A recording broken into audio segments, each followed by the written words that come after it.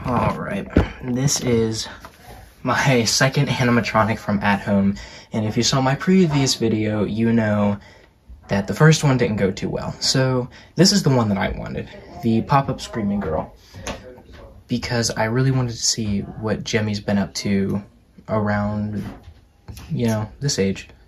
So I'm just gonna get straight into it. If you guys saw my previous At Home unboxing, you'll know that it didn't go too well. This one I hope goes a little better, because this is, one, the one that I really wanted, and two, the first Jemmy animatronic I have since the Wicked Witch of the West. So I'm curious to see how they're holding up today.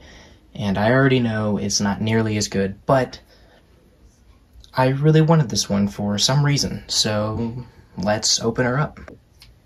Now, I know this one was also sold at Lowe's, and it's, I think, a couple years old now at this point, but I hope it's still a cool one.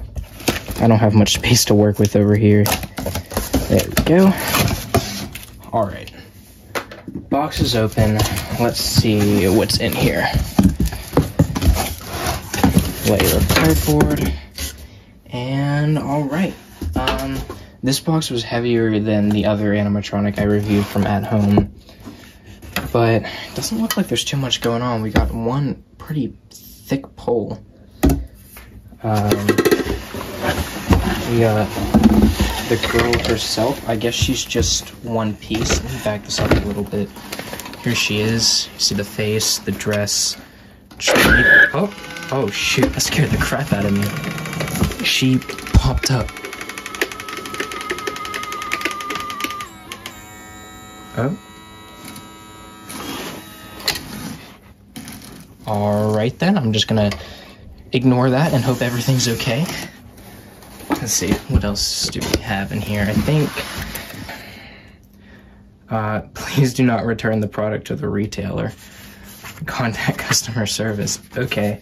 I mean, I'll be able to repair it anyways if it breaks, because I'm good at that. I'm guessing instructions, 2 more poles, and then the base is just a round metal base, which is a decent size. It's not as bad as some of Sunstar's plastic bases. Does this pole go over? No, yeah, it does. Okay, cool. So that goes there, and then I'm guessing, here, let me actually raise this up. Alright, so I raised up the tripod, so hopefully we can finish this up with the tripod raised. So that goes in there, and then this goes up here. So, okay, she's getting pretty big, pretty quick. Now let's open up the body, which this already has batteries in it, apparently. So, alright, let's see, how do we attach this? Yeah, in there, we have the pole, and then in here is also where we have the batteries and the speaker. And is there some kind of switch in here? Let me look. There is not. Oh, okay, I'm wrong. There is. It's just right there on the side. So let's go put this on. I lost the pole. Here it is. Let me see.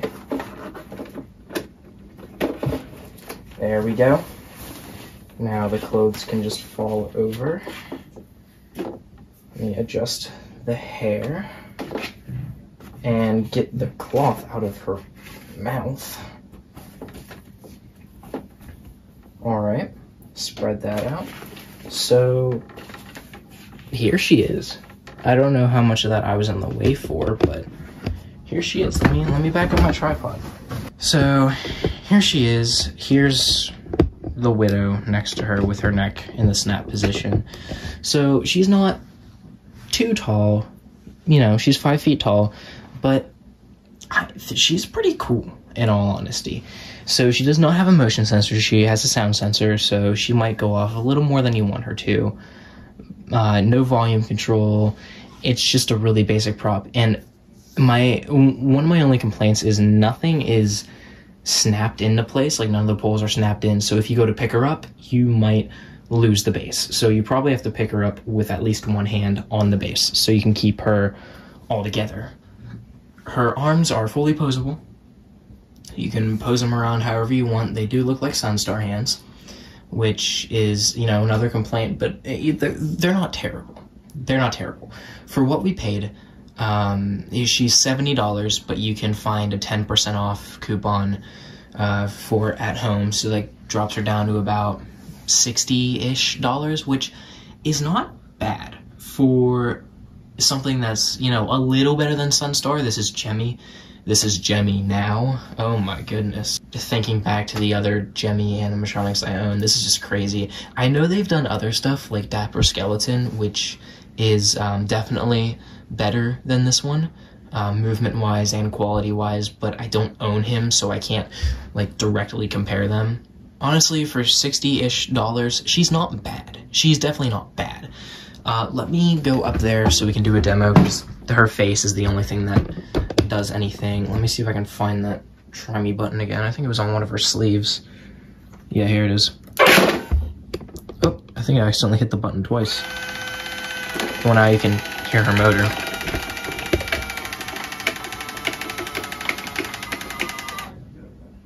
Okay, let me try that again.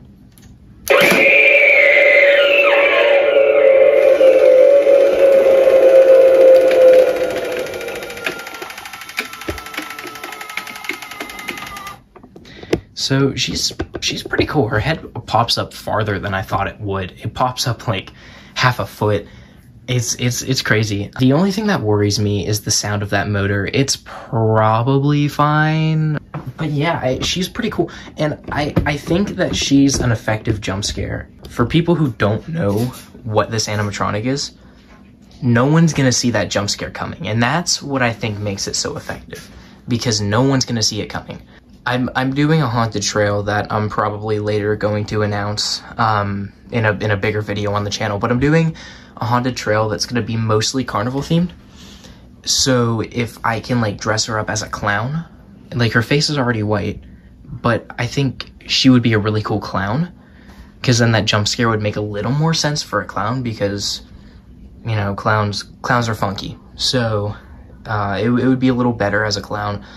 But also, the haunted trail I'm doing is at my campground, like a half an hour away from me, so her small box is even better for transportation. But overall, if you can get a coupon on this and you're into it, I would recommend it. This is only really for the people who really want this one, because, like, again, it's not the best quality-wise or anything like that. It's just kind of cool. I also just kind of wanted it to see where Gemmy is now.